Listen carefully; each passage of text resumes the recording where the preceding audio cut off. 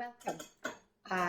I'm starting on the blue small border that begins and ends the copper shields area. And so yesterday I was talking to you about going back and forth in this area.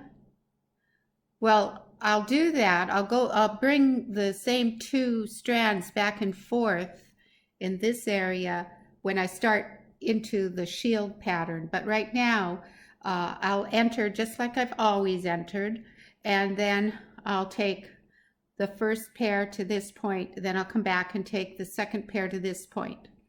And then it's here where I'm going to start carrying the black as a rigid weft and the blue as the color that will come in front. The Naheen weaver in me says, before you do that, before you get into that rigid weft blue band, I really do want to do a 3-strand. And like I said before in another previous video, you don't necessarily have to do 3 strands all the time in Ravenstail. Not every color or every border has a 3-strand. It's just not traditionally required. But with the Naheen, everything has braids around it, a 3-strand braid. And so what made me decide, my decision here was that because I have that one copper row, if I 3-strand right below that row, that will make the copper not get buried into the next happening. So it gives a cleaner, crisper edge to everything. And so that clean, crisp edge of a blue 3-strand below the coppers are going to help that copper stand out more. So that is my decision as to why I want to put the 3-strand right there, even though with the Ravenstail robe, it isn't something that is traditionally dictated to do. So I just wanted to make that clear. Okay, so the blue band is a rigid weft. So that's the next thing I'll do. But I'll be demonstrating the 3-strand in this right now. Thank you. So the good thing about the 3 strands is that you can enter them anywhere that you want, and so we will put it right where we want. And it actually is going to go completely around the perimeter of that blue inner border. And so I have 3 strands, and I'll divide them in half, and I'm going to enter let's see if I can get you closer. So there is the first warp that is not part of this black vertical band that belongs to this tree shadow pattern. So this is the first warp, the second warp in, and the third warp in. So I'm going to wrap around the first warp in, and I shouldn't say wrap around really, because it's just it isn't wrapping completely around. It goes behind the warp and up, and you want to make sure your warp ends are even. So there's one warp, one entry that I've done, and I really divide them very distinctly. Okay, and then I take the second strand, and it'll go behind and up from the second warp in.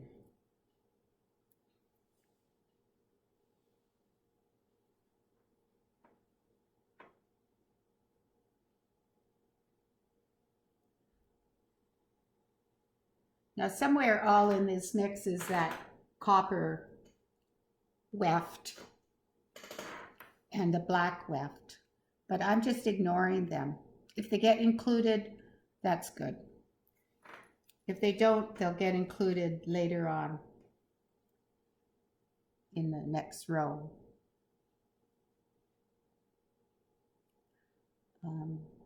But they won't show. I'm not going to let them come out and show themselves until I need them. Okay, so you can see I have 3 strands going left, 3 strands going right, and I'm going to take the right ones, and this is going to be a Ravenstail 3-strand. It's going to go fast. So this, I'm holding them up, and this back one is my action one. It is going to go under its partners, behind, to, and up. Okay, so now this back one is this one. It's going to go under its partners, behind, to, and up. Okay, now these are going to just stay. Just ignore them, let them be where they are.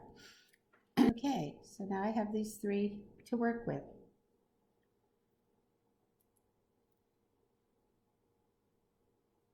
So I'm going to move you back so that you're not so close, and just start talking about the button robes. So nowadays, if you go to a feast, you're going to see a lot of button robes, and on the button robes will be crest designs. And traditionally, at least with the Haidas, you don't make your own button robe. An auntie does, a grandmother, so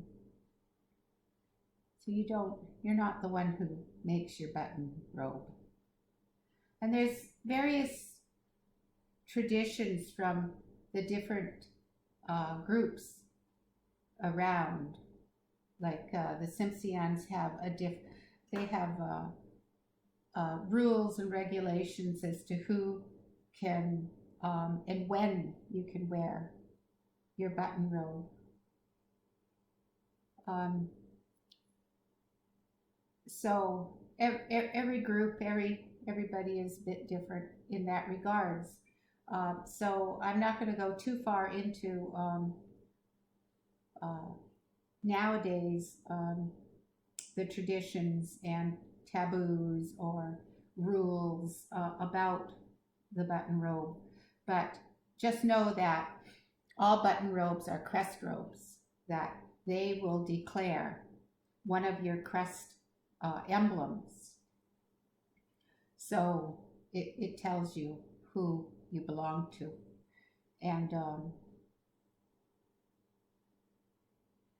And so when the traders came and brought their bolts of fabric, that wasn't a cheap item. They were offering things that the everyday colony people didn't really get to ever see, bolts of fabric.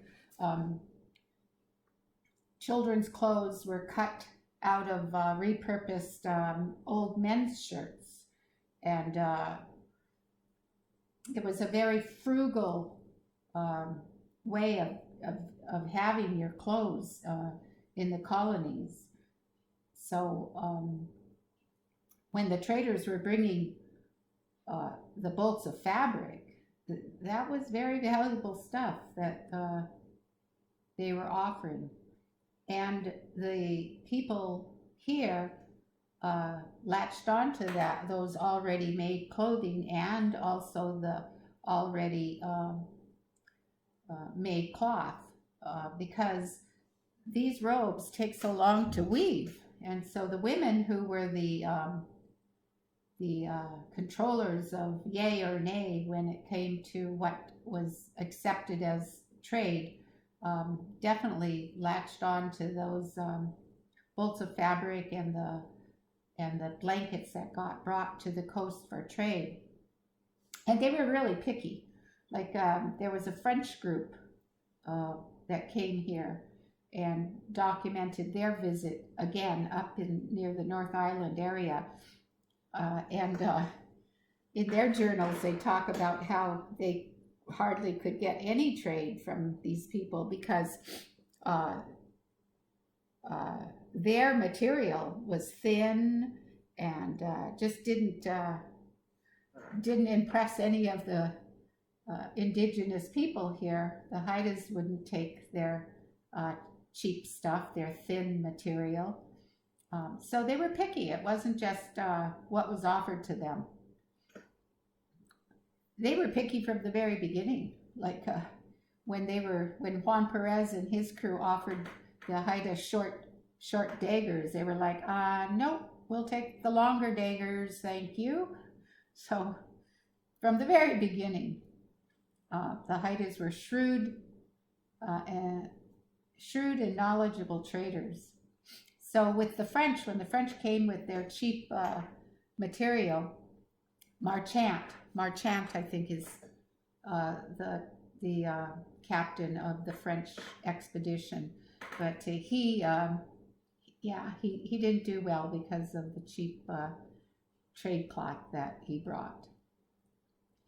So I was telling you about how the styles of the Northwest Coast were dictated by these looms.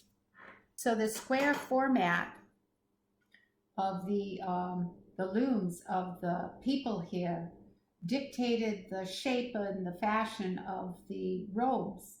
And so when the people brought the fabric, the bolts of fabric, the long lengths of fabric, they took them and they cut them square so that they would be the overgarments of the chiefs and of the regular, and later the regular people. So it wasn't as if they adopted a style because of the bolts of fabric. It is they followed along their traditional shape. It wasn't they brought any new fashion. And also the buttons. At first, the Haidas, at least the Haidas did, the Haidas just wouldn't take buttons as a trade. They, of course, would take them as gifts. When the traders came with their buttons, it was immediately recognized as something that could be attached to their garments. The very earliest fur traders noticed that they had repurposed the buttons into shapes on their clothing. Okay, so I am going to, again, be quiet as I weave, and then I'm going to read some of the explorers' observations as far as noticing that the people put the shells and the buttons in, and even the Chinese coins. Chinese coins were also used as decorative additions to the designs. Buttons used as garment embellishment is clearly shown in Backstrom's depiction of Hangi's dress and adornment. A button or bead comprised necklace appears to suspend a jewelry fork. Buttons trimming the underdress's lower edge in this painting is amongst the first evidence of the trade buttons assimilated into use for a garment edge that in pre-contact times would have been made with woven designs of dyed mountain goat wool on the top and bottom borders of cedar clothing. Hangy's portrait is the first image of the trader's buttons used to depict Haida designs within garments. Depiction of designs with trader's buttons were described within journal text entries of 1787 by fur trader Colnett. And this is what he says. NB, navy brass buttons, are most coveted by the Indians, but it will take a great number to buy a skin. Why they wish to have them is to copy us wearing them on our clothes when important to give them in exchange for trifling articles. On signifying we had none, pointed to my cloths. On making them understand they were necessary to keep the cold out, judiciously answered that was not the case with those fixed behind. They fixed them in circular manner on their garments, and some had medals and Chinese money as a substitute. So that was in Colnett's journal.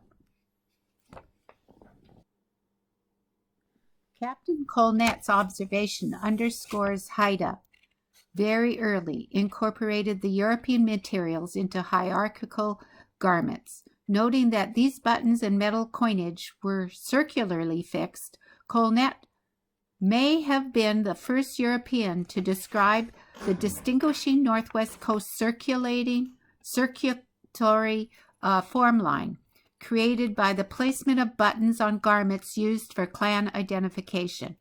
European uniform styled of the late 18th century and the early 19th century used many buttons to adorn sleeves, lapels, and coattails.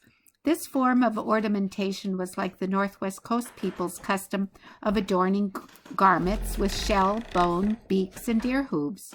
Colnett's assumption that the Haida were copying the English was incorrect in this regard. Attention to button, bead, and coin use as embellishments on Haida apparel was also observed by Spanish explorer Camano when he stated that Kania sounded like a carriage mule with Chinese coins clattering as he walked, and that was in 1792. But when Camano's ship, the Aranzanzu, sailed to Tsimshian territories, he also witnessed the chief, which he called Jamasit, adorned with enamel buttons. Around his head across the temples was a strip of black cloth, 6 inches wide and long enough to be tied in the back of his skull, ornamented with colored enamel buttons arranged in symmetrical patterns. So these initial visitors to the coast were witnessing the earliest precursor to the modern button robes. Buttons would continue to be collected by the Haida. Trader's cloth and later Hudson Bay blankets were combined with the buttons, producing a garment that would later become part of a ceremonial clan apparel. Portrayals from this time by early visitors journals, and the sketches and paintings of artists such as Sigmus Backstrom are rare depictions of indigenous fashions in a time when these styles and garments were being augmented by European material. They speak of change, evolution of style, and quick adaptation in the use of newly introduced material. This swift adaptation of the new contributed to the line aside looms used for the time-consuming weaving of indigenous cedar and wool clothing. So another interesting part of my research was when I continued reading Vancouver's journal. He's on his way home. He stops in South America, and I think it's in one of the major cities along that coast of Peru, that he was invited into a village. So he stopped. In his stop, he didn't have any clothing to really wear in this formal visit to this capital city along the South American coast. And I just thought it was so funny that all of his garments had no buttons and he was pretty ragged. And so the people there lent him some really nice horses, and the horses were very gussied up with bridal decorations and things like that. And I think Vancouver in his journal comments on how ragged he was in comparison to even the horses that they had presented him for his journey to the city, where he was going to be honored and received. But his clothing was pretty ragged because they lacked so many buttons, that, and the crew members too. So I thought that was pretty funny. Okay, well, thank you so much for joining me. And again, I hope that you continue to spin, and when you're done spinning, that you would hang your loom. And I just want to say that the loom that you hang, you could hang it as a Ravenstail with the two side cords and the two cordage that would be your heading cord, but you could also hang it like a nahin with just the leather or tight cordage across the top as a heading cord. So your heading cord could be like the Ravenstail, or it could be like the nahin loom entry. So good luck, and I hope that we can start weaving together on this project as soon as you're done. Thank you.